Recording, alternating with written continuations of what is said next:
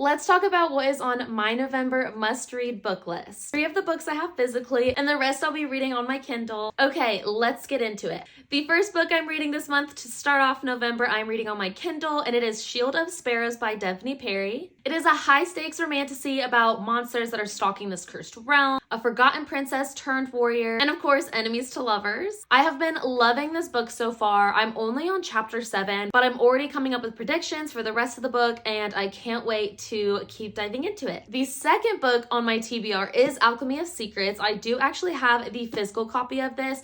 I love Stephanie Garber. One of her previous series, Once Upon a Broken Heart, is my all-time favorite, so I was very excited to hear that she was coming out with her first adult fantasy novel. This book is about a woman named Holland who is following some magical clues to help prevent her looming death that is the next day at midnight. The third book on my must-read list for November is One Dark Window by Shepherd King. I have heard so many good things about this book. This book has been recommended to me by so many different people. I knew I would want to read this book, I just didn't know when. So when Barnes & Noble came out with their exclusive edition, I definitely snatched it up. This is a gothic romantasy following a woman trying to navigate a world of monsters and magic. I cannot wait to read this. This feels like the perfect mid to late November book. The fourth book on my list for this month is Rewind It Back by Liz Tomford. This is the 5th book in the Windy City series, and I loved books 2 through 4, and I'm very, very excited about this character and this story. This whole series is about different athletes from Chicago, and this one specifically follows a hockey player that accidentally hires their ex to redesign their house. The 5th must-read book for me this month is Brimstone by Callie Hart. It is her 2nd book in the Fae and Alchemy series, the first one being Quicksilver. Brimstone actually releases this month on the 18th, and I cannot wait to read it. I absolutely loved Quicksilver, and I just can't wait to get back into that world. I'm going to rapid fire through the last 5 books on my list that I hope I can get to this month. Phantasma by Kaylee Smith, about a deadly contest played inside a haunted mansion. Nocticadia by Carrie Lake. Following Lila, who attends a prestigious university on a secluded island to try to research the mysterious illness that killed her mom.